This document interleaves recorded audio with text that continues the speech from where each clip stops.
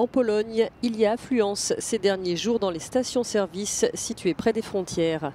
Le gouvernement polonais a en effet décidé de réduire les taxes sur le carburant de 23 à 8%. La TVA sur plusieurs biens de première nécessité a également été supprimée. Résultat, les Tchèques, les Slovaques et les Allemands multiplient les achats de l'autre côté de la frontière.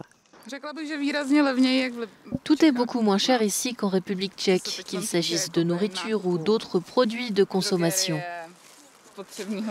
L'essence bon marché est particulièrement recherchée et les files de voitures s'allongent aux abords des stations-service dans les zones frontalières.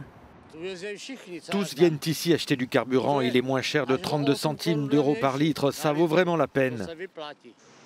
En République tchèque, les douaniers renforcent les contrôles autour des frontières. Ils veulent principalement éviter les risques liés au transport et au stockage des carburants importés dans le pays. Ils peuvent faire le plein et 20 litres de carburant sont autorisés dans un bidon.